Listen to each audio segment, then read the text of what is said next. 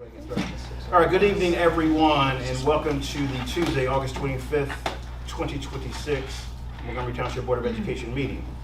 We'll now call this meeting to order. Statement of open meeting and public participation. Pursuant to the Open Public Meeting Act, Chapter 231, PL 1975, adequate notice as defined by Section 3D of Chapter 231, PL 1975, has been made by regular mail or email on the 11th day of January 2026 from the Board of Education offices maintained at 1014 Route 601, Skilling, New Jersey, to the following: the Courier News, Montgomery Township Clerk, and Rocky Hill Borough Clerk. The board reserves the right to enter into executive session during all meetings of the Board of Education. It is the school board's intention to conclude this meeting no later than 9 p.m. Roll call, please, Mr. Italiano. Okay, Dr. Wang? Here. Ms. Worland? Here. Ms. Harris? Here. Mr. Nunez? Here. Mr. Todd? Here. That's a quorum. We have a quorum. Thank you. Please rise as we salute the flag. I pledge allegiance to the flag of the United States of America and to the republic for which it stands, one nation, under God, indivisible, with liberty and justice for all. Thank you. We do not have our student rep here today, so we'll move right into superintendent's report. Last presentation, Assistant Superintendent Pop. Thank you. Thank you all for coming tonight. On behalf of staff and administration, I am very excited to welcome students back on September 3rd. I'd ask parents and guardians to continue to read those communications coming out from our school principals, to continue to take a look on the website for the wonderful updates that they can see and will see for the 26-27 school year. Now, we know September 3rd is right around the corner, but there are a couple key events that I do want to spotlight. So first, tomorrow, the 26th, LMS is going to be having their orientation for 5th and 6th graders. The following day, on Thursday the 27th, UMS will be doing the same for rising 7th graders and for any new families to UMS. Wonderful event. The night of the 27th, it is our 4th annual kickoff to fall sports. It's the brainchild of our athletic director, Chris Grundy. It is a wonderful opportunity. I encourage you all to come out. It's going to be 6 p.m. at Cougar Stadium right here at the high school. It's an opportunity for you to see our fall athletes. So they'll be introduced as teams. You'll see some excellent, wonderful performances by our cheer team, our dance team, and then the night will be capped off with performance from our terrific band, our high school band. First official game of the 26-27 school year is this Friday. So it will take place at 6 p.m. on Zorn Milledge Field at Cougar Stadium, and our Cougars will be taking on Hopewell Valley. When we take a look ahead to next week, the 31st, the high school will be doing 2 orientations. They'll be doing a freshman orientation on the 31st, and they'll be doing a new orientation for new students to the high school. And then something that some of you can remember recently, and some maybe a little bit further back, those open houses at Orchard and Village. They will take place on September 2nd at both elementary schools. Okay. All right, at this time, I'd like to invite our Director of Curriculum Instruction and Staff Development, Ms. Fiona Borland. She's going to be sharing her presentation on student performance in spring of 26 DLM, Dynamic Learning Maps, and Access 2.0.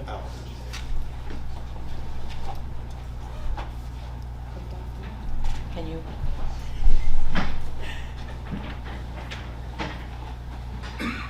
Okay, so I'm here just as a requirement of the New Jersey Department of Education to share out on any data for any assessments that we provide for our students. As Mr. Papa just said, I'm presenting tonight on DLM and access testing.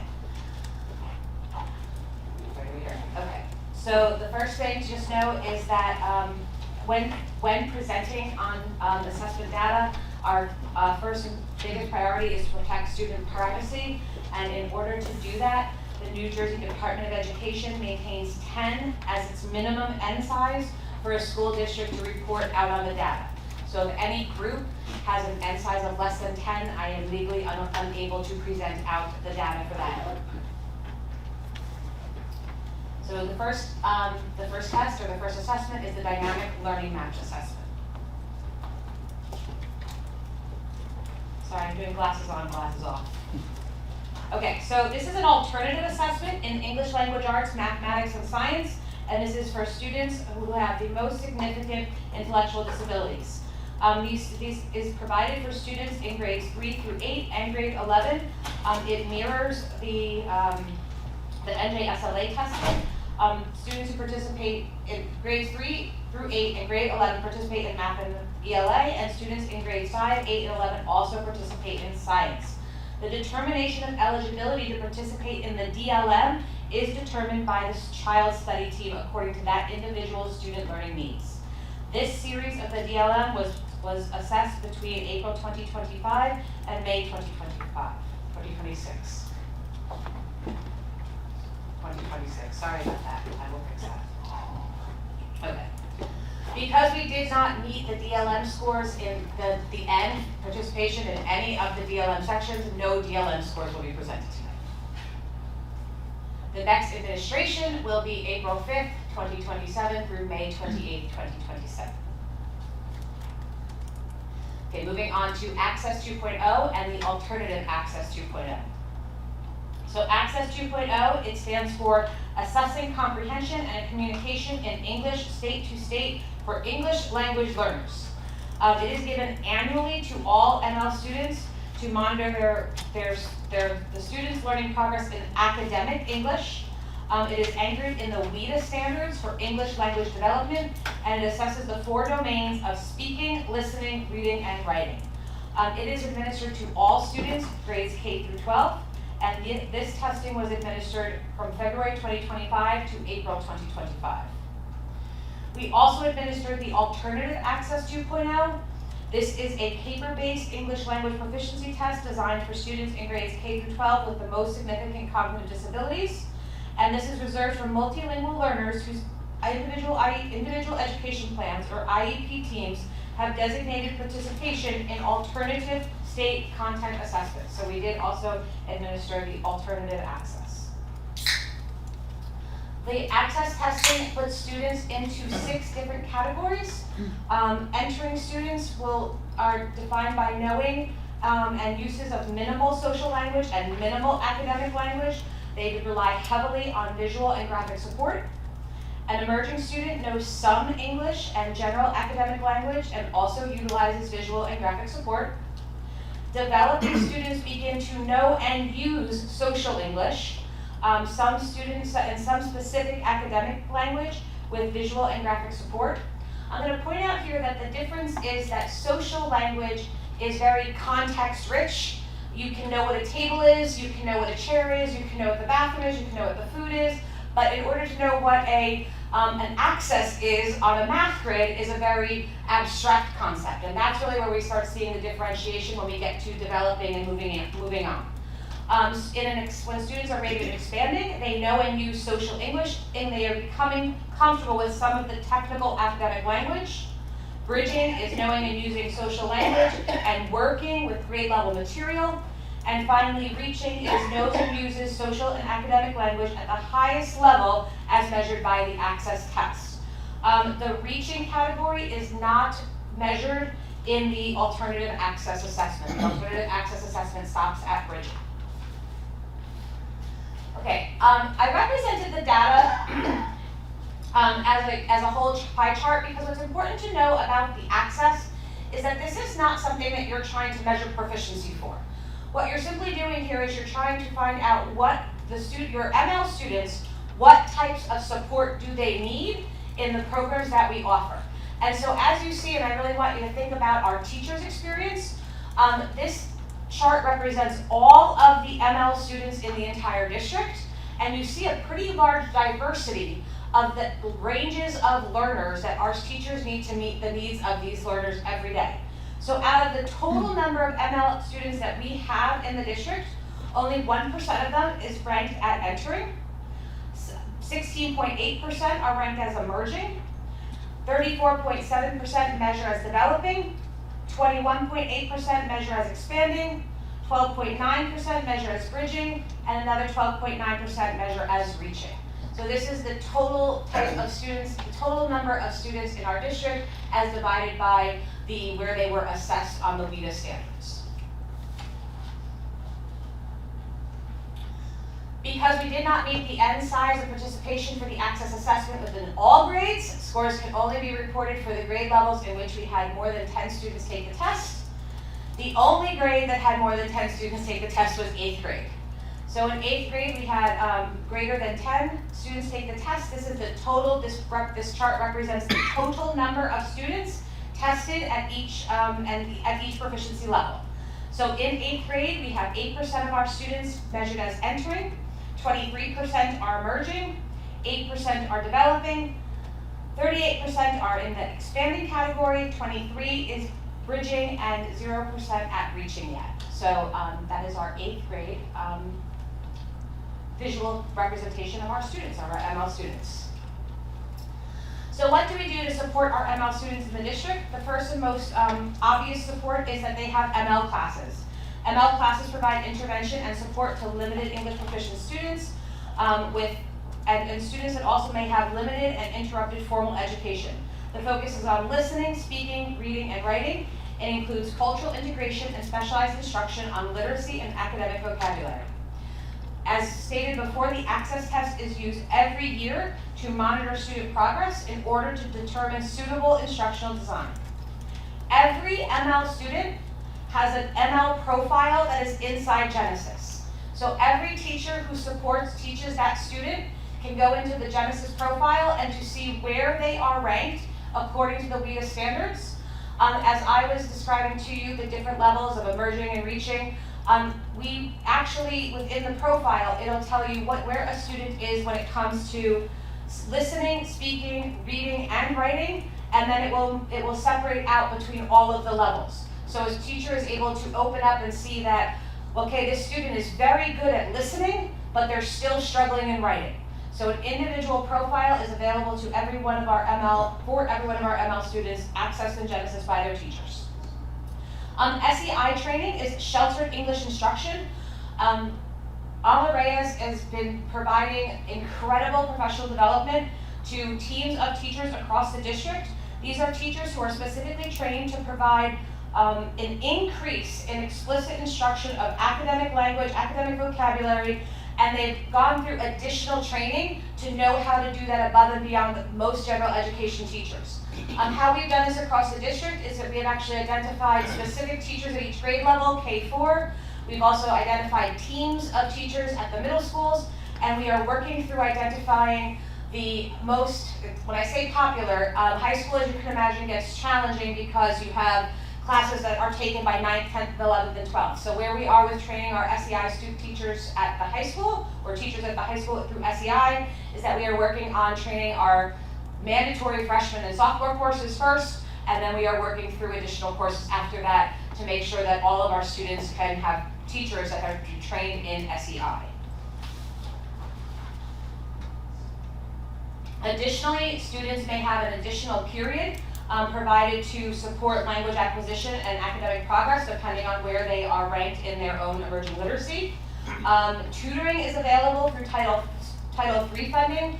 I was really proud of last year. We identified students very early in the school year, students who might be at risk and might be in need of academic support, and we strategically used our Title III funds to identify those students early, provide after-school tutoring, and make sure that they had what they needed in the different content areas. Additionally, our teachers have the opportunity to meet in collaborative learning teams and professional learning teams across the district. ML teachers push into those teams. So ML teachers don't just stay in their classrooms and work with students, they have an entire other component of their job, which is supporting teachers who support the ML students. And so those teachers do push into those areas. We've also have an entire spreadsheet. It is actually available in most of the online curriculum that shows you the different accommodations that are recommended for our ML students. We also have an entire folder within the faculty pages, so behind the faculty sign-in, with resources that general education teachers can immediately access. We just finished New Staff Academy, just trained all our welcome new Monty teachers on where to find the resources that help support our ML learners. We really do a lot and go far distance. We also continue to use the STAR assessment. The STAR assessment monitors our students' progress and see towards how they will perform on the NJSLA. It does also provide us the option to give it only in Spanish. So we can, for our Spanish speakers, we can actually test them in both languages.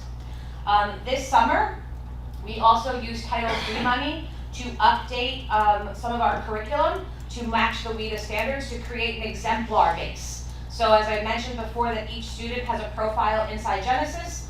What Mrs. Reyes worked with some of our teachers to do is to create examples of what does this activity look like when it's modified for a developing student, or what does this assessment look like when it's modified for a beginning student. And so we use our Title III money to do that, and we also use our curriculum money to update and align to the WIDA standards more completely. The next administration of access is February 1st, 2027 through April 2nd, 2027. And that is all the information that I have for you on the DLM and access. Thank you. Any questions, Ray? Board members, any questions? You have questions? Otherwise, I have questions. Thank you so much for the presentation, Ms. Fiona. So I actually have 3 questions. The first one is how the population changed over the past 5 years for the ML group. So I don't have that specific data in front of me. I have looked at it in the school performance report. It is public on the school performance report. I can absolutely get that specific data for you. We have seen an increase, particularly in our older buildings. There has been I'm calling that one out because it is a data point that I know and remember that we saw a significant increase in the last school performance report, but I would have to pull that data for you to have it accurately. Okay, thank you. So it's not like a drastic change, but slightly increase. Slight increase, but it, trending upwards. Correct. Gotcha. And you mean higher grade and more increase slightly in the high school? At the high school, I noticed a greater increase than at the lower schools. But I would prefer to give you an accurate description. It is publicly available under the school performance reports. You can toggle between years and get that data. So I can get that data. Thank you. My second question is, do you mind go back to the slides when you have the distribution of entering and emerging that distribution? The whole district, right? Yeah, the whole Okay. district one. I'm just looking at and comparing the previous year's slides. This looks like reaching that percentage is getting higher than before. So the reason that you don't want to think of it that way, because it could be completely different students. So that was actually one of the reasons that I made the choice to represent it this way. It is very important to not think of this as proficient. When we think of it as proficiency testing, it's for an individual student. Okay. But what you're not trying to do, it's not like the NJSLA A, I have to add that extra A to it now, where I'm trying to say, okay, did my 3rd graders learn when they went to 4th graders? Or how's my cohort doing? Or how's the grade level doing consistently? That's where I'm looking for proficiency. When you are looking at the MLs, you could have 15 MLs that were tested expanding in 1 year, and 10 of those could move out of district.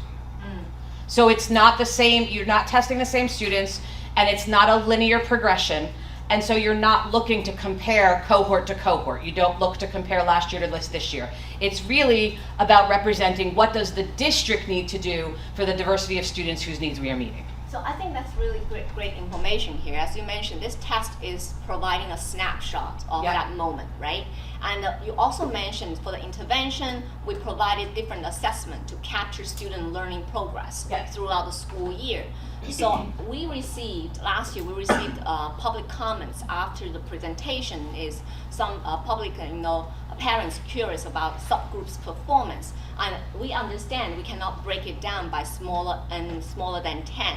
But the one thing I did point it out is that if we can provide the growth data and show, the student assessment using the benchmark assessment, like the Renaissance Star, whatever, show the progress, how much they made throughout the year. That's going to be something we can help address public concern. So, Dr. Ting, in the future, in the upcoming presentations, at some point I will be coming to present to you on NJGPA, and then following that I will be coming to present on NJSLA.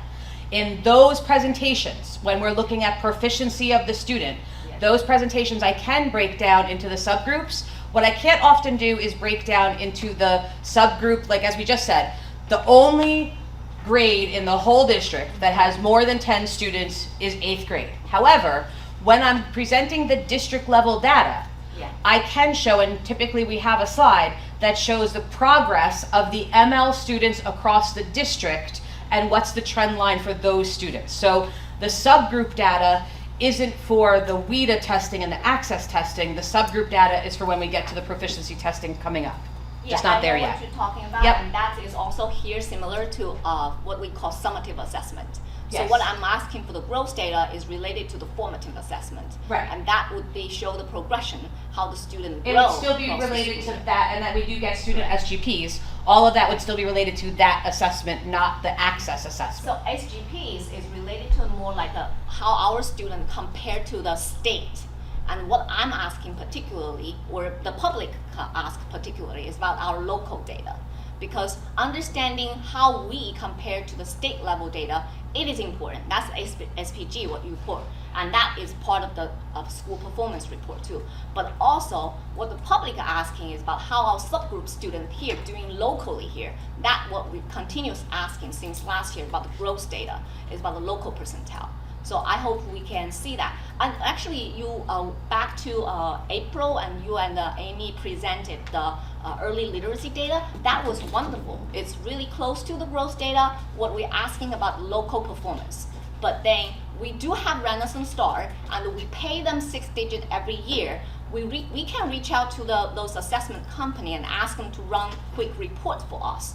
I know that because I worked in the testing company. You know, that's part of something if school district needs and help, we as their client, they can deliver. So I think if we can get the help, get the big picture of what the growth data locally, that's gonna be help our public and the board also understand how great job we're doing here, right? And also sometimes we'll identify areas for our students to grow, and that's also important too, is to help the public to understand where our money spent in which areas. Thank you. Thank you. And I do have a yeah, if you have I wouldn't speak when you were done. no, it's not about speaking. It's about asking questions about the local, about the growth data. Right, I have a question, just when you're, Oh. no rush. Okay, you go ahead. I think No, please I do. already included about public comments because that was what one of the emails the board has received last year after the presentation, and I feel like there's a need to follow up on the public comments on that. Thank you. Yeah, thank you. Okay, I just wanted to further understand, so just to kind of just reiterate, right, what you're saying. This, I mean, it's not like we're looking for an exact, high schoolers, or we want this, we're gonna see them outreaching every year to look very different, especially, right, as they continue to get older and maybe the content's changing, maybe, right, they could stay at a certain section before they move up, and they jump around. So again, it's strictly just for the teachers, it's a tool for them to know how to help them access the 100%. content. Okay, just Yeah. wanna make sure. And, you want Alma Reyes one day to give you a long explanation of how language acquisition happens, but it's not and she could give you a very thorough explanation, but it's not linear. And that's why you're not trying to say on this year, this number of students measured at developing, and then, next year we had very few at develop. It doesn't work that way. And that's why we just look at the total whole demographics of the district. Any other questions, board members? Easy one. Very easy. What's So he says. total population, like when we see this chart, like, can you say like district-wide, this is X number of students? Am I allowed, I know they don't, am I allowed? Total. 78. 78, okay. District-wide. District-wide, yeah. District-wide. Like 2 or 3, less than 3%. Yeah, exactly. But it's not equally distributed across the school. So the school performance reports are helpful for that. Okay. Thank you. Thank you. Thank you. Great job. All right, thank you. All right, we'll now move to committee and representative reports. I think I saw Mr. Rizzoli sneak in here, so MTA president. My order is looking really good right this moment. If anyone was wondering, it's still there. It's still there. All right, well, good evening. I was just happy summer. We're almost not there, but MTA is just wrapping up summer programs. We just finished with our book giveaways. We gave out 843 books this summer to students who were in need, so that's a great thing for us every year we try to run. Big shout out to grounds and maintenance right now. We know fall sports are starting. Good luck to all the teams. So I'm glad they had all the fields ready to go. It looks great out there. And everyone's just getting ready and excited to be back. And we hope to see you at Convocation. Thank you. Thank you. Do we have any board member, delegate, or representative reports? Seeing and hearing none, moving down, move to board committee reports. And we only have 2 this evening, presented by VP Spina. We'll start with ACI. No ECI. No, We'll it's Then we have start with OFF. OFF. All right, so, thank you. So I was able to attend the OFF committee meeting in place of President Todd. And thank you also for Board Member Worland for joining us, as well as our Facilities Director, Mike O'Neill, was there at that meeting as well. The committee met virtually on August 18th. The primary focus was on reviewing the district's current facilities use policies, fee structure, and classification of user groups. Mr. Italiano shared a comparison document outlining how comparable districts structure their facility use policies and fees, which helped provide context for the committee's discussion. One area of concern was the difficulty in securing custodial staff for evening and weekend events, particularly because some custodians have other employment commitments. Events involving food were noted as especially challenging, as they can create additional responsibilities and sometimes result in attendees remaining after the scheduled event has concluded. The committee discussed simplifying the current system of user groups by collapsing some of the existing categories into broader tiers, potentially distinguishing between local groups and nonprofit organizations versus for-profit organizations. There were also discussions about the current fee rates and discount structure and whether those should be reconsidered, particularly in light of the costs associated with maintaining premium facilities. The high school auditorium was specifically identified as a premium space, and there was concern that the revenue currently collected may not be sufficient to address ongoing wear and tear. It was emphasized that significant investment has already been made to maintain the high school auditorium to keep it in top shape for our students. Our MPAC is a very highly sought after space. It was also noted that some neighboring districts have a second auditorium at times, or alternative performance spaces that they can make available for outside organizations. The committee also discussed the current process for board approval of individual facility use requests. And to move the discussion forward, Mr. Italiano asked the committee members to email him their recommendations regarding the group classifications. He will compile those suggestions into a master list for the committee to review prior to the next meeting. Overall, the discussion centered on creating a facility use structure that is easier to administer, more equitable across different types of users, and financially sustainable. Before the meeting was adjourned, we had a brief follow-up on the matter of the vendor list presented in June. The superintendent, business administrator, and the business office staff have all been working on this. They have been in contact with the software system that generates the reports and are making significant progress on improving the whole process. They aim to provide an update to the OFF committee in October. I sincerely wish to thank Mr. Italiano and his staff for taking on this project, in addition to their daily efforts of supporting our facilities, our faculty, and most importantly, our students. Are there any comments or questions from board members? I do have a question. When you mentioned about high school auditorium revise, you mentioned there is something cannot be covered by the existing fund. Right? Did I misheard that? Did that because? Or we Just that we, looking for more funding to repair those things? Or? No, just that if we're charging for facility use, the wear and tear that imposes on the facilities Okay. is not really covered in total by the collecting of fees for that. Gotcha. So we have to then take on the burden of repairing, Okay. carpets, chairs, furniture. I actually have a lot. I keep hearing, issues occurred on high school. Like today, even on the agenda, we have a urgent repair as well. And I wonder, about 10 years ago, right? We had a referendum passed, and was like some of the facilities in high school part of that referendum And do we have any progress made? I'm never been in the off committee, but I'm just curious about the plan, long-term plan, what has been done in the past, what has been covered in that referendum. For the upcoming referendum, what will need to be discussed? You know, I just want to get a little bit more detail on the picture of that. Is that something available for the board members to look at, or? Yeah, in summary, I brought the architect in to revamp the long-range facility plan, and he presented it, Will Ross from Perrette Samjen, in December of 2025. It was a few hundred-page document. It's completely comprehensive. That's been shared out.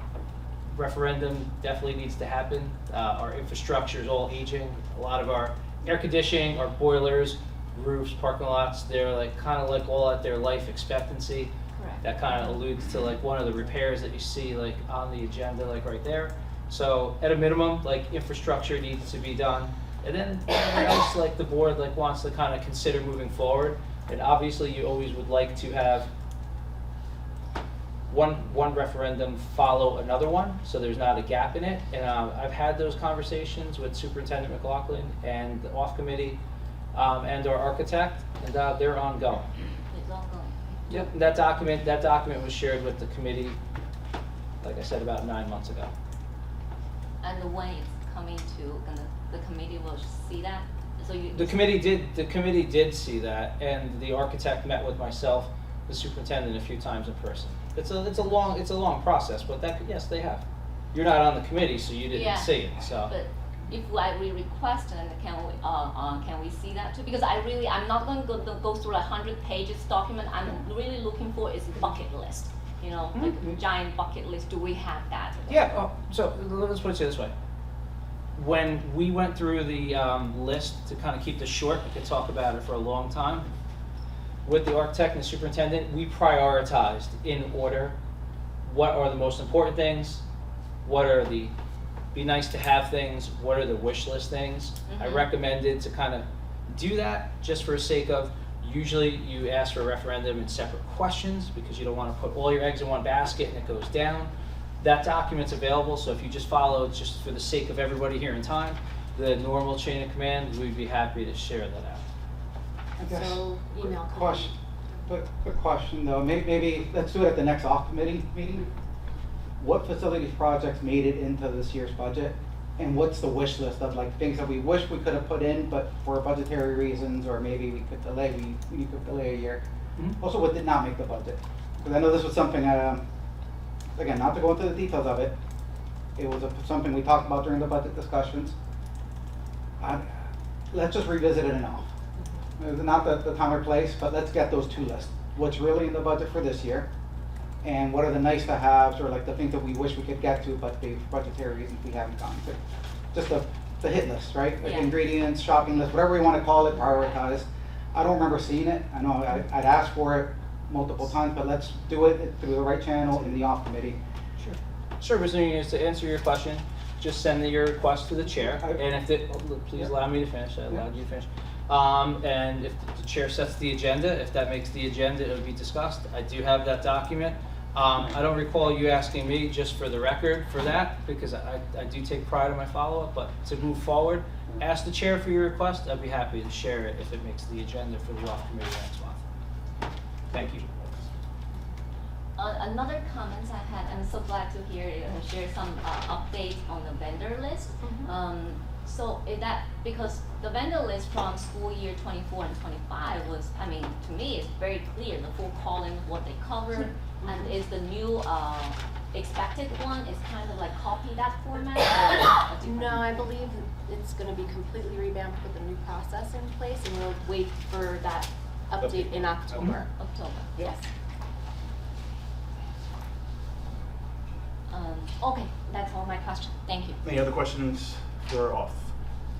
Hearing none, moving on to PCC. May I you told me one, I forgot to jump in for PTA, PTO, Oh, I'm et so cetera. sorry. No, it's my fault. Whenever you're ready, let me know. Let's do PCC, then we'll jump No, go back. back. Yeah. Thank you. But for off though, can we just, I guess, what can we do to actually revisit this? Because it's one of those things that, to me, it's strange that we don't really understand what's in the facilities budget.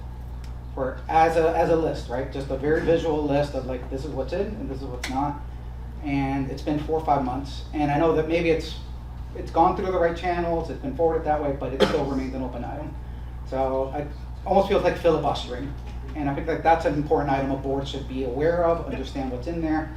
And again, kicking the can on the road is, we can only do that so many months, right? Now we're gonna talk about the roof that has to be replaced, so let's get to it, but it's one of those things that, to me, it seems like it's something appropriate for facilities, operations, and finance committee to be covering as a priority, not as an afterthought somewhere down the list and that gets punted every month. But let's just revisit it in the coming months. Yeah, I got a note. I'll speak to the chair during the next agenda. Yep.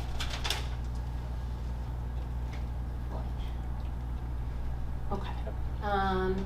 PCC.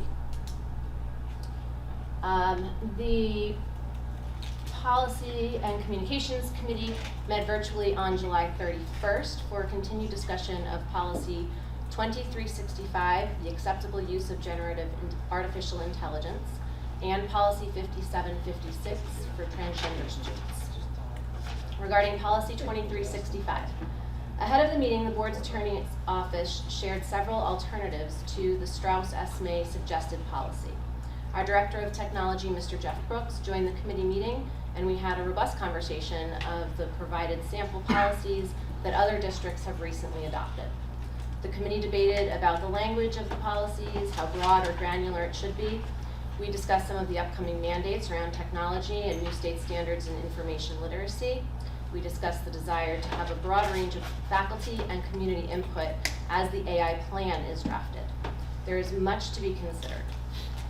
As a committee, we unanimously agreed that we should not adopt a board policy ahead of the finalized district AI plan that Mr. Brooks and his team are creating. Therefore, at this time, the policy committee is making the recommendation to postpone adopting and approving an AI policy. The policy recommendation will be tabled for now and will be revisited once the plan is done. Until then, our AUPs and course expectations already have established guidance regarding acceptable use of technology and academic integrity. The committee will reevaluate Policy 2365 later this fall. Regarding Policy 5756. Following the Supreme Court decision of Mirabelli v. Bonta in March of this year, and seeing how that decision is in part applicable to Policy 5756, Superintendent McLaughlin sought advice from our board's attorney, which was provided to the committee for review before the June PCC meeting.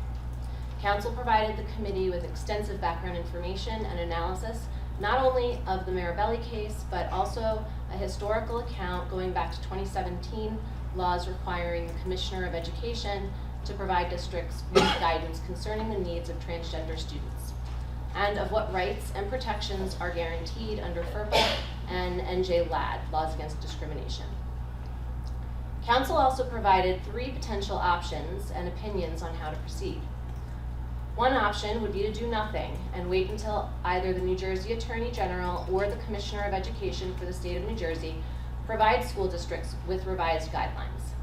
Board Council does not recommend this option as it could lead to litigation over the constitutionality of the policy provisions as currently adopted. A second option would be to rescind Policy 5756 entirely.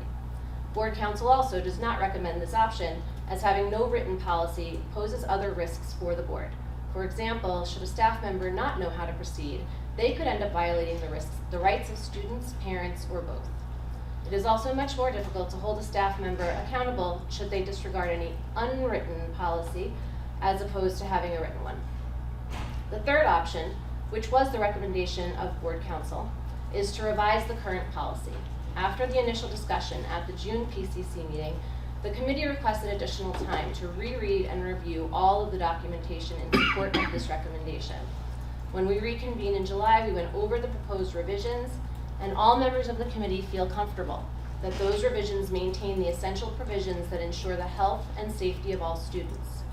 The main revisions recognize the rights of parents in the upbringing and education of their children, and require affirmative consent before allowing a minor student to change his or her gender identity for those parents who have indicated that this would violate their sincerely held religious beliefs. With one caveat carve-out exception. When school officials have a reasonable belief that disclosing information to the parent would lead to abuse of the minor student.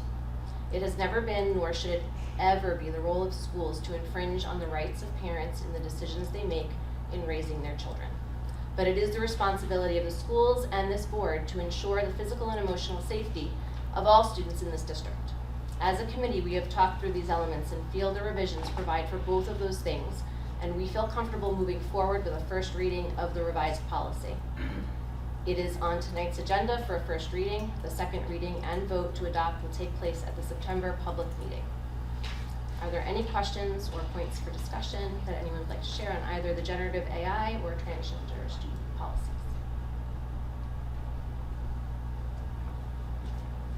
I just want to make a quick comments on the AI policy. I cannot represent the board, but as a board member, acknowledge receive the public comments regarding the Student Let First Act, that policy. I want to say something about that with the correspondence. Oh, okay. Sorry, I stepping. No, actually, it's is that fine okay? if- I make comments if there. If there's nothing. Right, it's kind of related to the policy. Mhm, I it just is. really appreciate the public still, share the resource with the board members there. I was going to and, actually say thank yeah. you, Dr. Wang, and also board member Franco Herman also separately shared different news articles about the student Yes. first. And Understand. yeah, it's And really wonderful. It's very good. Breaking down by sections Mhm. and similar to the policy that you shared with the board. Yeah, at so the meeting. hopefully Mr. Brooks and his team are looking at Yes. that because I think a lot of that can be put into the plan. Yeah. Thankful public's attention for this matter. Any other questions, comments from board members? Hearing none, thank you. We'll pivot back to board member Harris for PTSA PTO. Thank you. Just a quick reminder that the PTA and PTO, they'll be selling spirit wear during orientations for Orchard, Village, Lower Middle, and Upper Middle. And most importantly, we've spoken about this in the past, but membership is huge and really vital in our district, and we're grateful and appreciative for all the families who can participate. It's the easiest way to contribute as a fundraiser, and these funds raised, they facilitate programs at the schools. So just to keep that in mind, that even if families cannot volunteer their time, just being a member is a huge step and very, very helpful. So thank you. Any questions, comments? All right, do you want to say something about correspondence? Just the exact same thing. We acknowledge that Joanna Malaka had sent that, and we've forwarded that on multiple times now from board members also. All right, this time the board acknowledges the correspondence from the public to the board. At this time, I'll entertain a motion to enter into executive session. So moved. Second. Been properly moved and second to enter into executive session. All those in favor state aye. Aye. For those opposed, same right. Abstentions? We're now in executive session. We will try to be as efficient as possible. All right. Again, to the public, thank you for your patience. It was a long meeting night. We appreciate your patience. At this time, I entertain a motion to reconvene in open session. Anyone? First, do we have a motion? First. It's been probably moved and second to reconvene in open session. Roll call, please, Mr. Taliano. Dr. Wang? Roll call, not approve the Roll meeting call. minutes, right? Roll Just to open up. Yes. Thank you. Orland? Here. Saris? Yes. Nunez? Here. Todd? Here. Thank you. Quorum? All right, this time I'll entertain a motion to approve the July 2026 special meeting board retreat minutes, July 28, 2026 business meeting minutes, July 28, 2026 executive session 1 minutes, July 28, 2026 executive 2 minutes. Abstain from. Is there a motion? Oh, there's no- First, we bring it to the floor. Yeah. Is there a motion? Yes. Motion to approve. Is there a second? Yes. Been properly moved and second to approve the aforementioned minutes. Any questions on the motion? Abstain from the special meeting. Any board. questions on the motion? We'll do that when we take. Oh, okay. Hearing none. Roll call, please. Dr. Wang? Abstain from the first one, special meeting board retreat, that meeting. No, Okay. minutes, yes. Yes to the others? Yes to the others. Okay, noted. Ms. Spina, we're voting on the Yes. approval of the Yes. minutes. Okay, thank you. Ms. Warland? Yes. Ms. Harris? I'm gonna abstain for all of it, I was out of town. Noted, thank you. Mr. Nunez? The same, I was out of town. Abstain. Noted, thank you. Mr. Todd? Yes. Okay, so then, right here, let's tally these up. Give us a second there. Yep. I have one. Do We have we four. need Yeah. to be present in order to vote on Here. the? You minutes? don't. You do not. You Don't- don't. you You don't can have to. still Change vote, mine. you can still vote on the minutes even if you're not like at the meeting. I'll change mine. Okay, Just like, so to be clear, like you could say like, yes, I've talked to other people, whatever, they said the minutes are accurate, I can vote on approving them. You don't have to have been present. Okay, then that's fine, I can Yeah. approve it as well. okay, so I'll you're approve it both as well. going to? Yeah, that's Okay, fine, as so long then as just, it's acknowledging. yeah, that that's I did it. exactly Okay, what yeah. it is, Perfect. like, Mr. Yeah. Lapierre said. So just to know for the record then, the only abstention is going to be Dr. Wang from the special meeting minutes. All are yes, so then motion carries. Thank you. Thank Thank for you, the folks, clarification. too. I appreciate the cooperation. Thank you. Thank you, sir. Action agenda items, public comment. The Board of Education welcomes and encourages input from the public. Members of the public are allotted one opportunity to address the board regarding the action agenda items only for up to a maximum of 3 minutes per speaker. All comments must be directed to the board. Before you make your comment, please state your full name and address and enter both on the Chromebook provided. Being mindful of privacy rights regarding students, board employees, and board members, and to avoid any liability on the part of the speaker, the board discourages defamatory and discourteous remarks. The public comment portions of the meeting are not structured as question and answer sessions, but rather are offered as opportunities for the public to share their thoughts with the board. The board may need to refer an issue to the superintendent if the issue has not been handled through the appropriate chain of command, usually starting at the school level. Responses may be provided at the end of the session. Any public comments on the action agenda items? Any public comments on action agenda items? All right, public comment portion of action agenda items is now closed. At this time, Yes. at this time, I entertain a motion to adopt action agenda items 1.1 through 4.3. So moved. Second? Been properly moved and seconded to adopt action agenda items 1.3 through 4.3. Any questions on the motion? Hearing none, roll call please, Mr. Taliano. No discussion? Oh, I'm sorry, discussion, I'm sorry, I apologize. Uh, It is- That's okay. I'd say- 1.1 I'd say to 4, discussion. 1.1 to 4.3, and now we'll open the floor Discussion, for yeah. discussion. Dr. Wang, you're first. Yeah, 3.1, I do need Vic's advice on this. The bill list, there's one line item, I know Mr. Papa mentioned he's gonna get back to me for more information, but I wasn't feel comfortable to approve that. That line item was about the board food cost spending was like close to 28,000. I just, like, I had questions like Okay. on that, like, so. You can abstain from that Abstain specific from one. that? Yeah, From from that that, specific okay. line item, yeah, that's fine. Any other questions, discussions on the motion? Question, how much was that? 28,000, so on average, we have 12 meetings in a year, that costs about 2,000 per month. That's my question in my original email, is like offer bottled water and once a year retreat. I really can't have my head around like how we spend like 28,000 on the board food. I'm gonna clarify for the Yeah, record. Can we say that the email that you sent and you underlined, you redlined them, it was $3,127 and $4,000? That was from the vendor list, school year 2024 to 2025. I'm actually just gonna come over and show something. These here line items, Mhm. right I'm here, see looking this right number now. right here, 4997? Yep, got it. Here, watch, follow the way I got. This here, I don't mean to. No, it's fine. Try to Watch. address the- You're good. Ms. Valentine gave an explanation on what this is. It's an in and out account from money that gets paid from our cafeteria account. Has to get moved from the general fund to this operation. This report, by the way, was from June of 2025, not from this school year. It's a Yes. prior one, so I had to do some digging. So there's your number, June 10th, pay attention to that date. So that was the total amount for this line for the in and out. I backed out the 4 expenses that were after June 10th, it ties into that number. But like I said, 497,780. yeah, that's like right there. Uh-huh. So this here is the total for the line, these are the four expenses after that, that's this, and like I said, it's all researched it, it's an in and out account. So there's no, that wasn't for food for the board. For board or the meetings. board retreat, Right, it was just, that's how the thing was labeled since Tom was here. It was money that came from the general fund to that, to pay for, it actually shows what the expenses are, to pay for, money from like our ESEA grant for like, snack and stuff. That's all it is.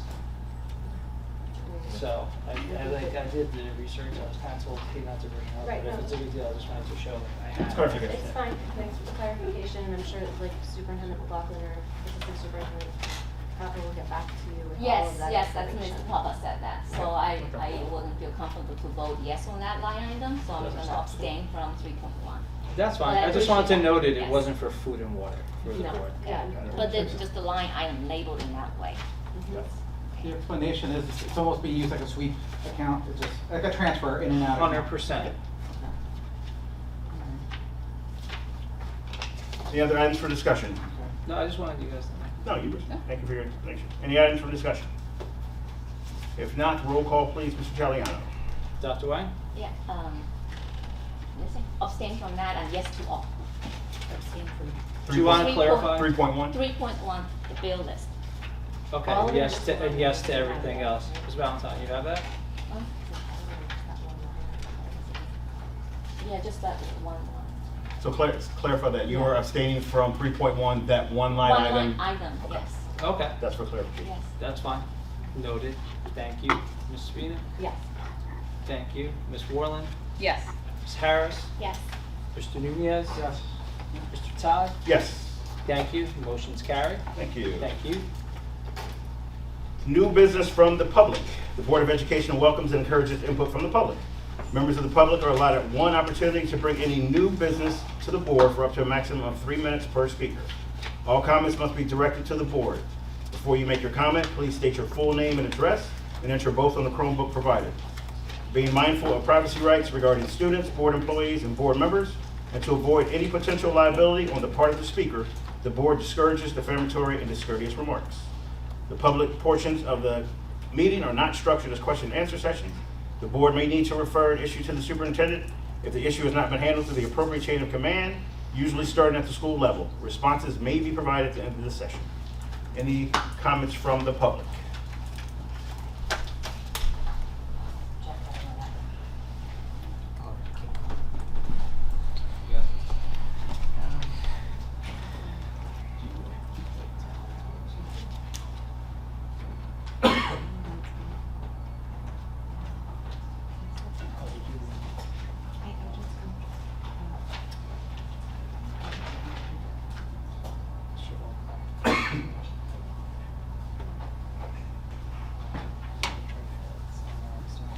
You can sign in while you talk, just after you're done talking. Sign in.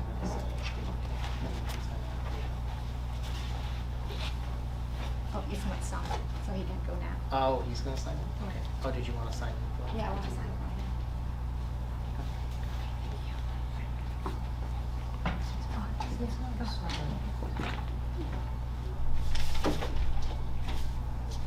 May I start? Yes, sir.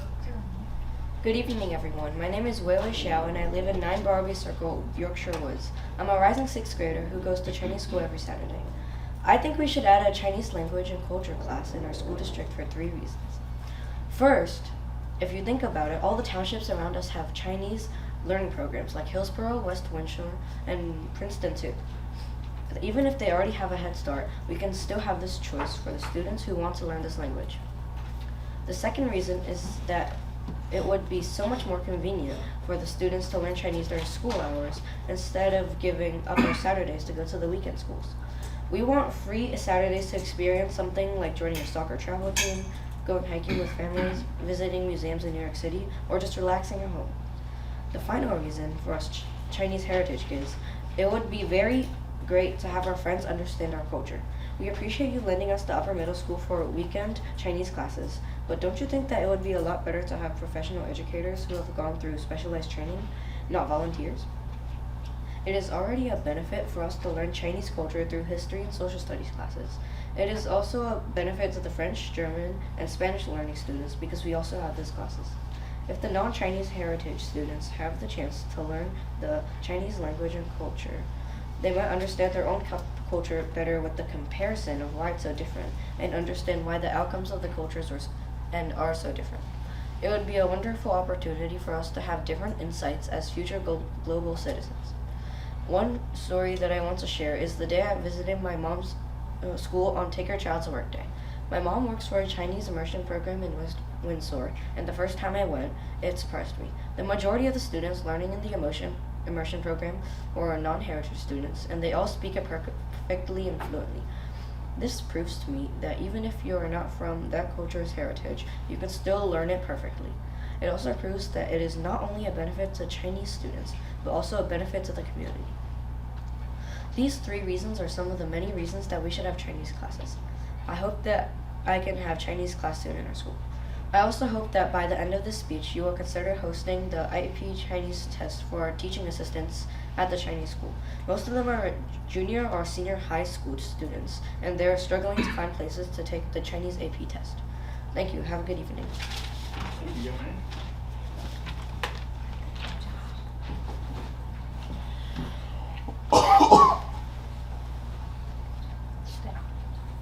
Okay, all right, thank you. Thank you, the board of the member. I would like to share 3 comments tonight. The first one, I want to discuss the homeroom program in UMS. I want to make it clear, I'm not object to the homeroom idea or giving the students soft start. However, my concern is that now the passing time between class has been reduced from 5 minutes to 3 minutes. 3 minutes is not enough for students to run through the school, the UMS, a big school, get into the restroom, and maybe occasionally to go back to the locker. And it's also inconsistent if you are thinking about giving a student a soft start in the morning, but then adding more pressure through the rest of the day by having a less transition time. So I would like to see that if the school can evaluate whether this 3 minutes is really practical or not. My second concern is about the transparency. When implement this pilot or homeroom program, I remember it was piloted in June with just 1 email. My understanding to the parents, that's what I can remember.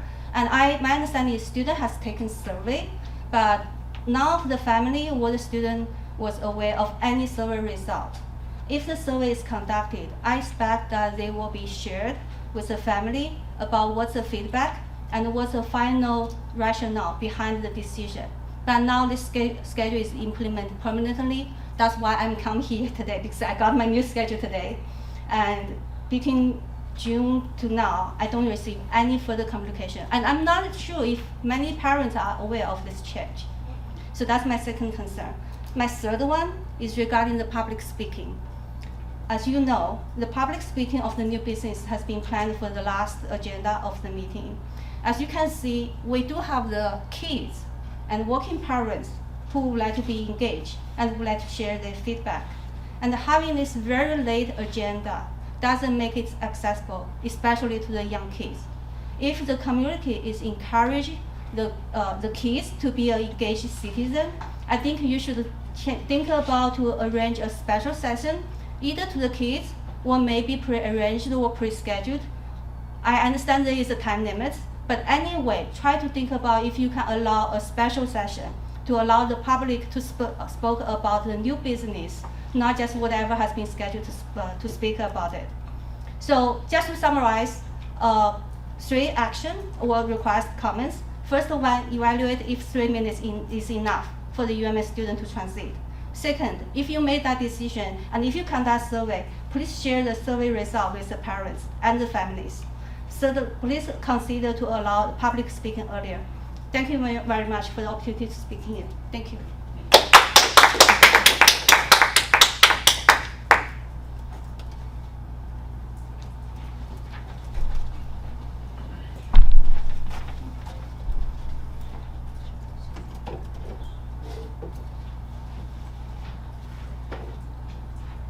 Good evening. My name is Jasmine Liu, an alumna of UMS, and I'm here to ask the board to reinstate the AP Chinese testing site at MHS. I'm also the editor-in-chief of Chit Chat Magazine, a student-run nonprofit founded in Montgomery that bridges American and Chinese culture through bilingual publications. Our members range in age from 12 to 17, and most of them attend schools right here in MTSD. Chit Chat has shown me firsthand how deep that passion runs among students right here in Montgomery. Kids who show up to research, write, and publish in Chinese purely because they want to, no class or grade required. But interest is not the problem in this district. Interest is something we already have. Even after the AP Chinese testing site closed in 2020, students here have kept studying Chinese through weekend programs, after-school classes, tutoring, and at home. According to school performance reports, over the past 6 years, 58 students still traveled elsewhere to take the exam, nearly 3 times as many as the other unoffered AP exam enrollments combined.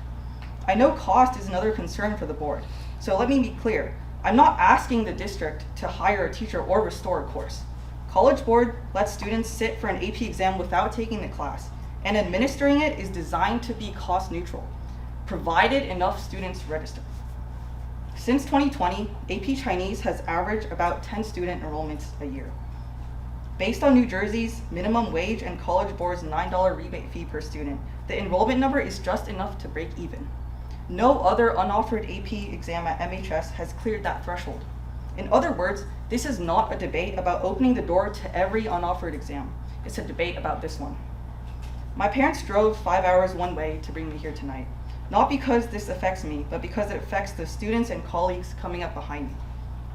I grew up in Montgomery and attended LMS and UMS, and when I reached high school, finding an AP Chinese testing site was effortless. My peers here in Montgomery don't have that option today. I'm standing up for them because the only difference between us is geography, not preparation. So here's where this leaves us. The interest is proven, 58 students in the past 6 years. The cost is covered, the numbers clear the break-even point every single year, and no other unoffered exam comes close. The only thing missing is a room and a proctor at MHS. Do not make these students drive hours for something a room down the hall could give them. Bring the AP Chinese testing site back to MHS. Thank you for your time.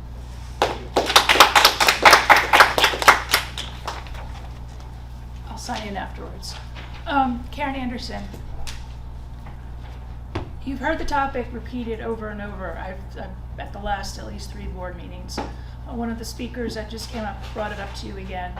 I believe you have control of when you have your executive session. It does not have to be smack dab in the middle of the meeting. It didn't used to be smack dab. You used to start, I believe, 5, 6 o'clock. You did your executive session, and then the rest of the meeting was for the public. You didn't have us all of a sudden spend an hour and a half waiting here for you to finish. I respect your executive session. I expect the length that you need for that executive session. Not saying to make it shorter, do what you need to do, but why are you doing it in the middle of the meeting? It didn't used to be run that way. It used to be fine. You didn't hear these complaints. You've received emails. Fix this is the request. Thank you.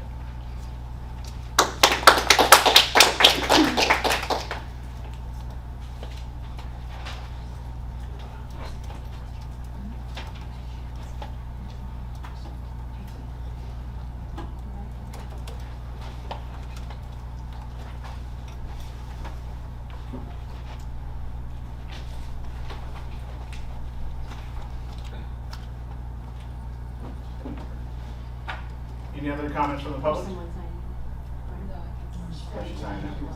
Any other comments from the public? Hearing and seeing none, public portion of, or is now closed.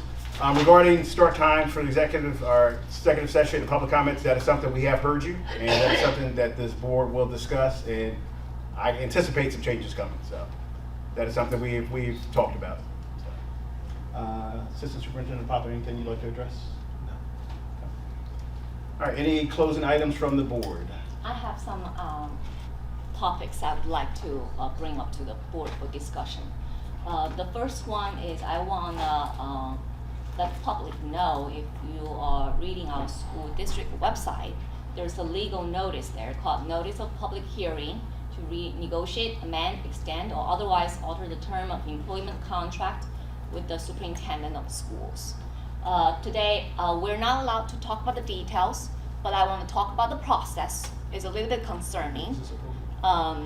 Without 1/3 of the board present, some significant decisions have been made, discussions have been discussed. Public. Is this a personnel matter? Yes. This And is a Vic the question to Vic is, can the public, because the public hearing scheduled for September, right? The public need to see something to make comments. So, yeah. To be clear, there's not an obligation to provide a copy of the contract before it's approved. If it has been approved, I have to check to see whether anyone can make an Oprah request for the contract that has been approved but has not been adopted by the board yet. But if the board's gonna be voting on it, then I think that being able to know the terms is fine because the board's voting on that. Yes. So that's fine. In terms of the process, I know that it was submitted to the executive county superintendent, and the majority of the board approved that. So I don't know what else is to discuss about the process. The standard process is board seen through and then approved by Mr. Jakes at the county office. Yeah, I mean, ultimately what happens is if the board approves, the board as a whole has to approve sending a proposed contract to the executive county superintendent for approval. Once that happens, and the executive county superintendent approves it, then you can do an amendment to the contract. Until that happens, you can't do anything. So that took place here, and then it's gonna be up for a vote September 17th? 15th, excuse me, September 15th. Yep. Right, so that's, right. So all the processes were followed. Correct. Yeah, that's right, okay, so, No proper postings were made within the time. yeah, we had to do, we had to post the notice, Everything was you know, sent through. you have to post a notice at least, 30 and 10. I forget, candidly, I apologize, it's either 30 days before. I did do 30 and 10 at the same time. It's 30, we always do it at the same time. We give the public the notice of two things. One, that there's gonna be a hearing, and two, there's gonna be a board meeting. Yeah, one is 30, one is 10, I can't remember which one is which. But we did both. Correct. We give 30 days notice of both things. That's why I call it 30. Yeah, exactly, right. So the process was followed to the law. Yes. Yeah, when you have the minimum quorum, you can make that, but we are making very important decision for such a high impact school district. As I mentioned, last month we have 3 board members were not here present. I believe everyone's input is important, so that's something I want to bring it up. And that's my first one, and I have another comment. Yes, Can I just yes. jump in? I guess I'm hearing like the spirit of it's the most important decision a board can make. Yes. And it was made, yes, legally with the Legal. majority, but there were 3 people just not even at the table. Yes. So it's almost like you say you want to work together, collaboration, inclusion, but let's make the most important decision with the majority, but Yes. not everybody even having a voice at the table. And that's where it's more the spirit of how it was done. Yes, I understand legally, everything was followed procedurally. Yes, we're following all the procedures. But it's almost, the way it was handled, I personally don't agree with it, but I wasn't here. I'd said, well, ahead of time I was going to be on vacation for a rescheduled meeting. So I understand, like, yes, I see both sides of the coin. Legally, we're going by, we're Yeah. doing everything we're supposed to do, but the spirit of it was not collaborative. And I feel the same way as you do. But again, I wasn't here for that. I was Yes. vacationing. But this also isn't a new topic. We've had many opportunities to discuss We this. brought it up in April the first time. Yeah. And I just want to state for the record, all 9 board members were provided with a copy of the contract, and twice was asked to submit any questions to myself or VP Spina. And no one So- has come to me And to not one single discuss question. that at all. So No, but- there is an opportunity to discuss it properly. Questions were asked, but there was no intent ahead of time to say we were gonna move forward with it, and that's a part where the communication is maybe not clear. I wanna have dialogue, I wanna have discussions. Like, I an email agree, thing but is I'm going to personal. disagree with your statement that there was no discussion that it was moving forward. There was no agenda ahead of time saying we were gonna be voting on Disagree this, with on this time. That's where I disagree, and I was out of the country, so I can't, at the same time, I was not here for it. Okay. Duly noted. Yeah, we can disagree with Duly noted. disagreement. We can agree with a disagreement, but I just want to bring public attention to that. There's some concerns from my perspective for the process. So that's my first topic. And second, we heard about the AP Chinese testing site, and we heard the alumni drive like 5 hours today to make a public speaking. And there were discussions from last board meeting, I believe, talk about, okay, if we open the door for this, how about that one? So I believe my philosophy as an educator is evidence-based decision making. As this alumni mentioned about the data points, so it's not something like we can ignore. So is that something, Mr. Papa, like you feel like this is something like we can help the students, our Montgomery students, or it's just like absolutely no, we're not considering that? For me, as an educator, if my student demonstrate that level of excellence, whether it's AP Chinese or BP electricity, it doesn't matter what, we should consider to support them. And there's a group of the student continuously over the year. So last time when people mentioned about how about other subject, if we have another subject, have a group of students continuously show that passionatedness, why we can't offer C? And there's another public comment submitted to the board too. Other school districts are able to do that because they're not taking our students because we're not taxpayers. They're not taxpayers. Our parents are not taxpayers to that township. They don't have obligations to take our school district students. So if that's something, like our administrator as leadership team are open to reconsider that, bring that chance back to help our students. So it's a topic that's been discussed in the past in ACI, and if the ACI committee would like to bring it up again, I definitely think it's worth discussing within that committee. And if I'm not mistaken, the young lady said 58 students over 6 years, so that's about 9 test takers per year. 9 or 10 depends, varies by year from year, and she also bring another I don't know if data that's point. important It's stats. combined of that. I think public clearly hear from you like you're not supportive that bringing that chance back. But for me as an educator, when I've seen my student, undergrad student, coming to me looking for opportunities for support, if they demonstrate that level of excellence, that's what we are here as educators. I think that if we do discuss this again at ACI though, we need to remember some of the background of the reason why we don't actually have an AP Chinese class. We don't have any Chinese language classes. It's been here. mentioned that. Of course, yes, and so to test in a subject that you don't teach has been something that's come up a number of times. Correct, you mentioned that So- too, and that's a public comment submitted to the board too. Mm-hmm. We've seen other school districts able to do that. As a language is such a heritage small language. AP Japanese, AP Turkish, we're not gonna find like 100 people sign up for that and taking that courses. Right. And for heritage Then this would language, be that's a- just the nature of the subject, right? And for other school districts, if they can do that, when our taxpayers, parents come to us to hear that, why others can do that, why we're not willing to do that. You I also- have other questions that I wanna, Sure. I'm trying to bring these questions Absolutely. to ACI for that Sure, discussion, sure. so Thank let you. me continue. Oh, thank you. The other thing, in addition to those 2 items of whether or not we can test, and of course we don't have, and is I'm not sure what that looks like as far as then having other people come and take tests here, what the insurance liabilities would be to that, as well as like what does it take to be a testing site for courses that you don't actually offer. So there's a lot of questions, but at ACI I think we should talk about it. Sounds good. I'll send you an email digging into. Thank you so much. Sure, Yeah, thank I you. think it would be really great to talk about how others can do it and how we can support our students. Yeah, I'm personally curious if, like, I know it had been brought up in the past and maybe something has changed in that period of time, but I think there was a couple questions that, like Maria had mentioned, is what does it mean for us as a district to be offering an AP exam for a class we don't currently offer that for students to take here?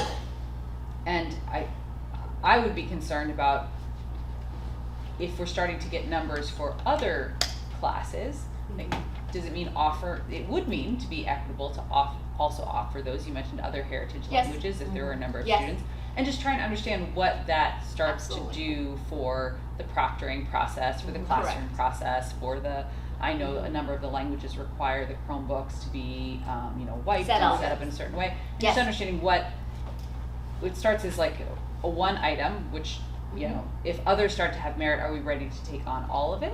Yeah. Not saying that we aren't, but just investigating what that would mean. And I think it's good to have. It's a real concern.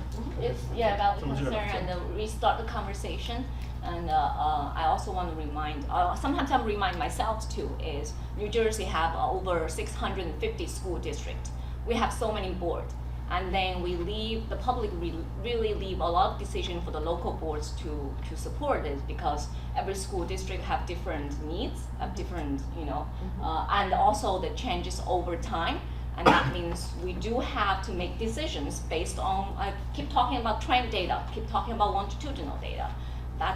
We have to make decisions based on the data. And when there's really a need change, and then it's good, always have to come back, revisit this topic, since this topic, it sounds like it's been over the past few years, keep being raised up, right? I would also say that I personally have concerns about, and not specifically for this AP, but just the general concept of offering APs for classes that we don't teach. Is that sending a message, or is it encouraging our students to take on more things independently because it is available to them here? I think we've got exceptional students, but at some point you start to hit a wall. Like, if we enable it and make it so like a frictionless thing, do students start to say, well, you know what, I've loaded my schedule as much as I can, but now I'm going to do this independent study.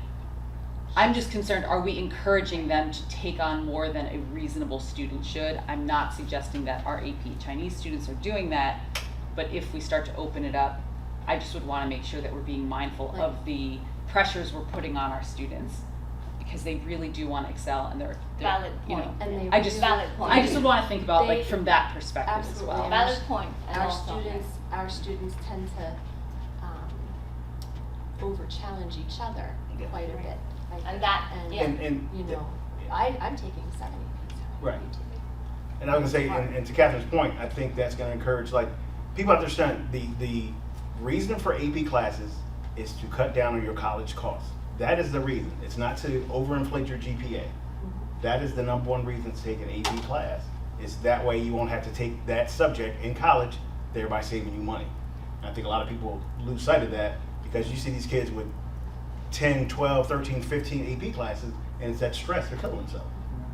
I would like, let's, if it's okay, table this, talk about it at Talk ACI, about because it, I'd love to yes. hear the district perspective, because it's not so, there's more to it, like you said, there's a lot to look at, and I want to hear your perspective on. We'll start the conversation at our next meeting. And there are plenty of schools with the same policy that we have too. And I just want to clarify, I don't want to suggest that we should make it challenging for our students to take it, or like that we should have to drive. I'm just trying to think from like, as the adults in the room, kids are pushing themselves. Like, how can we help support them while also balancing not, But there is another counterpart of that argument too, is we do see a lot of kids reach that ability level to demonstrate that. Then not offering that also means not supporting. Yeah, them. no, I agree. I just So, want to make sure we okay, think about the yes. balance of like, how do we support Yes. these students who are taking this and putting their time in, and it's a wonderful thing to explore either your culture or a different culture, Yeah. but also just being mindful of are we inadvertently putting in additional pressure? Okay. Like it is a.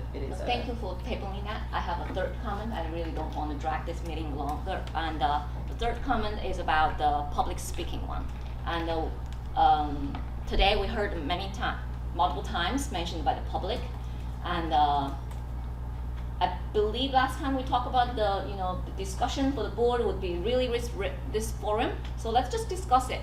How about I send you guys everybody an email after the June board discussion, and I believe everybody received my proposed version of that. I sent an email on June 18th with the title Public Comment Timing Revision Proposal version 1.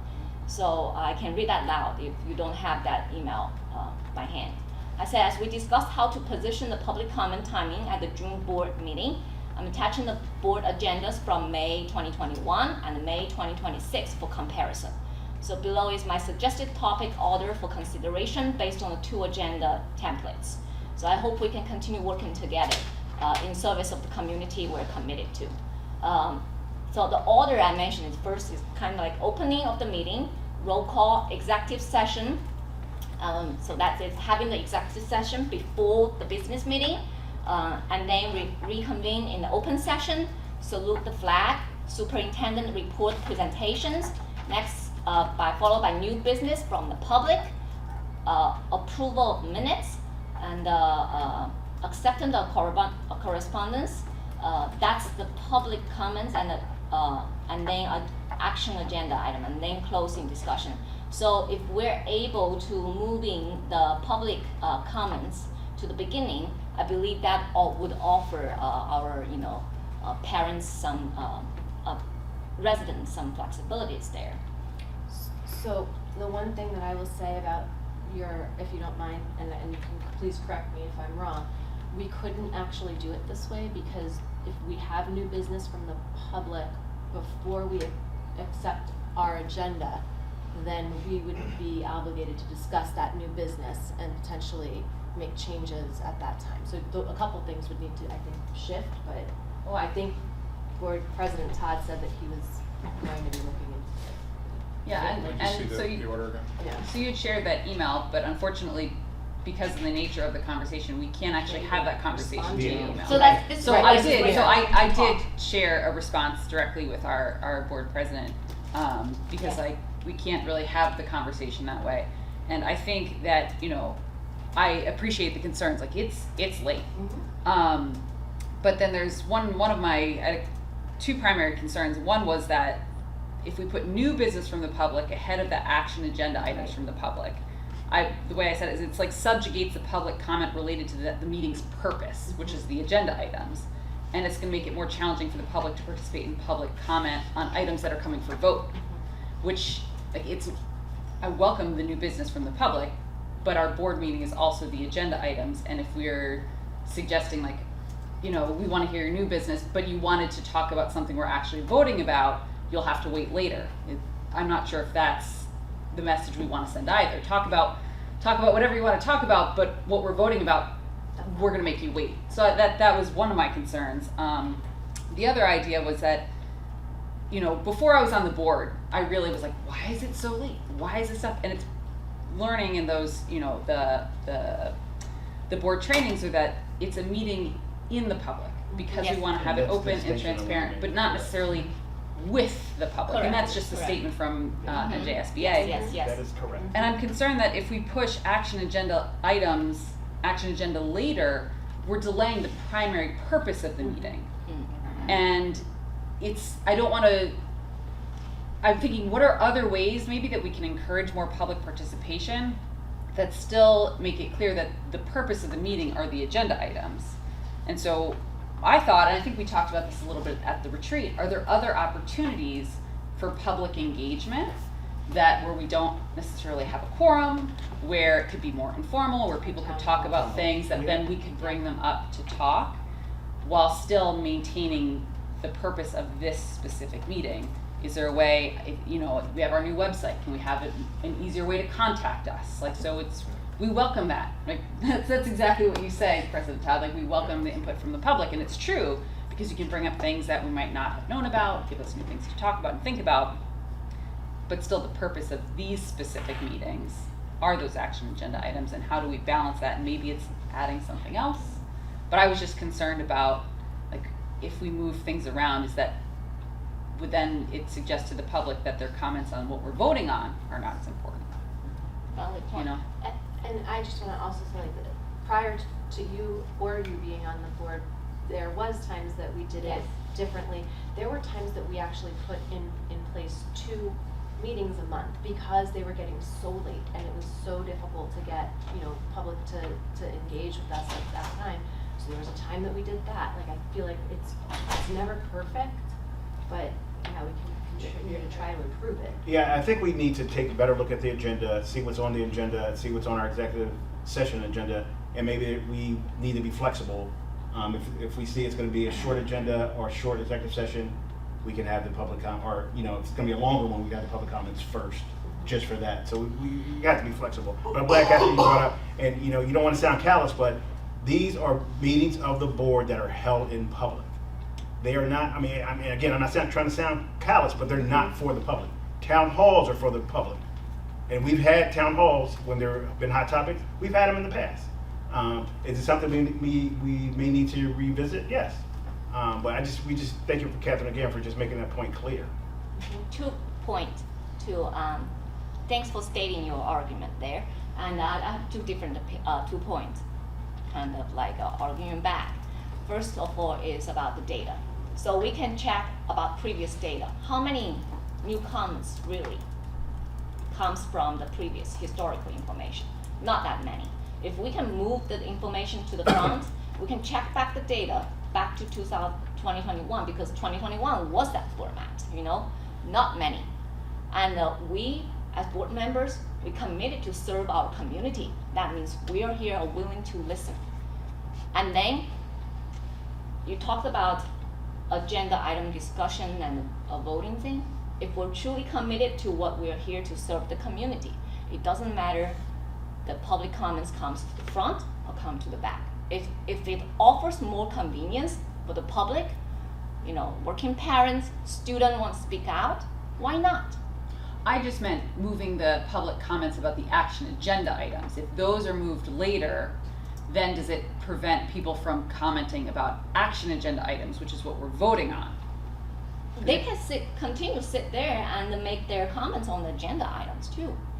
So some of the, if you revisit some of the previous meeting notes from previously, some of the topics are like as I mentioned, some parents came here to talk about their kids struggling with reading. That's usually not related to agenda items. That the parents talk about at the beginning of the thing, and then they can leave. And we as a board here, we have different connections to our community. Sometimes it is important to let the whole board here as a quorum to hear about that. And plus the meeting is recorded. I really appreciate the meeting is recorded for me, because I always go back to historical data and see what the parents historically talked about that. It's very important for me as board member because I committed to my service here. So if it's really convenient, offers convenient for the public to make the comments, they need to come and go and leave, make the comments and then leave, then do it. And then they do have comments want to make for the agenda items, they can stay a little bit longer. I bet they will stay a little bit longer for that, right? Question though, are we co-mingling 2 separate areas? Like we have public comment on action agenda items. Yeah. And then we have public comment on new business from the public. Correct. Mm-hmm. Nobody's asking to move, at least the way I understand, nobody's asking to move the section on action agenda items. I think that, we all agree that should stay, right? It's in the right place. Yes. What I'm hearing is a request is to move that second one, what the public wants to talk about that's not on the agenda itself. Can that be bumped to earlier in the meeting? But would it move before the comments about the action agenda items? That's my point. It don't have to, because if you put it next to it, then it's just the same thing. It's Yes. almost, One but if it's a thing. new item, Correct. it's almost independent of everything else that we're talking. The middle one's still gonna stay there. Yeah. To me, it sounds reasonable to move it up. Like, I don't see the pro or, I don't see the con of moving it up. If people are gonna talk, they're gonna talk, but it's really on the board, like, how do we wanna do it? But I think the middle one, we all agree should stay where it is, right? Yeah. Public comment on think action we're agenda just items is, debating on that. it's in the right place. Needs to happen before we vote. Yeah. Yes, yeah, that one stays in the right place. It's the one at the end of the meeting that people are asking, can we bump it up? My question though is, if the new business comes before we take action, then are we obligated to do anything or take any action on said new business that public brought up at that meeting? But you said it's No, public you can- meeting. You can, no, so, for context, one of the things that comes up in a lot of different meetings, and we do this here as well, is that the public makes comments during the meetings, but oftentimes we say, thank you for your comment. We may or may not respond tonight, we may have to get back to you, so if a member of the public makes a comment whenever it happens, during the agenda items or during non-agenda, there's no obligation to do anything about it at that meeting, so that's fine. And people have, I will tell you, just I'll volunteer the information that, you can certainly look at how other boards of ed do it. The way that you do it here in Montgomery is not uncommon at all. Many places do that. There are some places that will do public comment. Some of them do like a public comment portion in the beginning of the meeting and one at the end of the meeting. Some places do that, and it's like a free-for-all for either one. It's not limited to agenda items. There's one place I go to, I'm not really sure why they do it this way, but they do.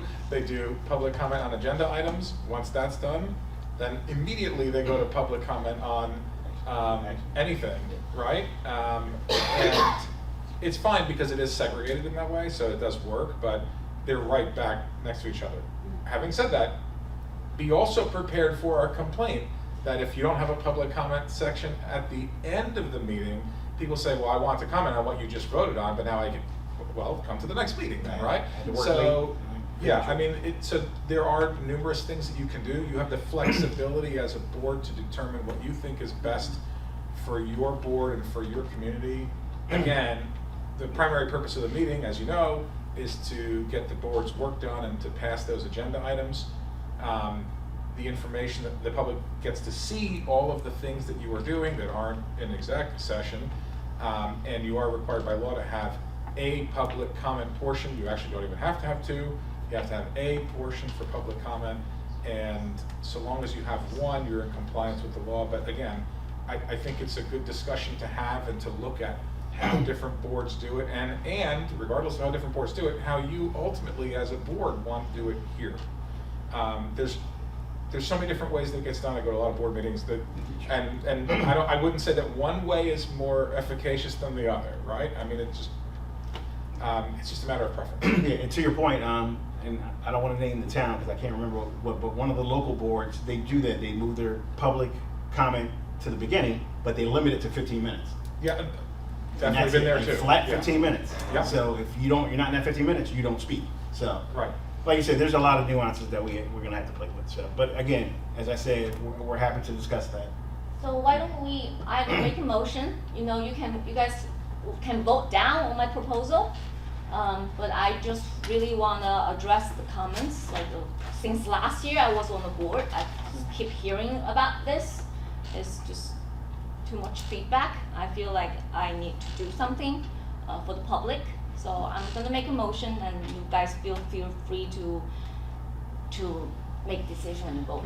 Okay. Can I ask a Yes. question on making a motion to change the agenda? The proposal I put there. Right. Yeah, basically move the new public comment section after the superintendent report The new and business before section. yes. Okay, however, it is still the president of the board's role and responsibility to set the board agenda. I thought our board policy, just to clarify, is set by the superintendent and the board president. Right, but yeah, that's right. And I The also board want to check, member. I don't remember off the top of my head, do your bylaws specify, and I can look it up, do your bylaws specify like the order? They may not. If they don't, I don't then think it's then that. that gives you a lot of flexibility. Off the top But of my head, I don't think it's But I that have seen some boards identified. that have the bylaws that say this is the order in which the agenda will be done. Yeah, I don't think. Don't believe it's like that. I just That's believe fine. it's set by those two Okay, individuals. And it shouldn't. I don't The only think it reason should I be say that is bylaws. because whatever you do, if you have to do two readings, but if you Right. don't. And the other thing I will also say too is, nothing prohibits the board by a majority vote to adjust the agenda for any particular meeting, right? I mean, I've been in numerous board meetings, I don't know if necessarily here in Montgomery, but I've been in numerous board meetings where we have public that are out for some specific reason, and we say, you know what, normally we do the public comment portion at the end, but can we move that up to this point, because I think everybody's here to talk about this one thing. They talk about it and then they leave. And we did that last. We did that in July. Did you do that in July? We did that Okay, in July. got it. So, We did that in yeah, July. that can happen too. Yeah. So that's the only thing, the only caveat I want to make is as long as it's not required by your bylaws to be in a specific way, then you can do it based upon this, generally speaking. I mean, if a majority of the board wants to have the public comment portion on non-agenda items at a specific point in the meeting, you can do that. And that's a decision that you as the board can make. Do we I have don't to- know what the superintendent's thoughts are on that, but ultimately it's the board's decision, but I don't know, she's not here tonight unfortunately, so, I mean, you know, she may weigh in on that. Yeah, I mean, I think we should give her the opportunity. to Well, weigh that's in, what I was gonna say, absolutely. like, do we have to vote, can we just say, we have now until next week? Table it, We yeah. talk to Mary. Okay.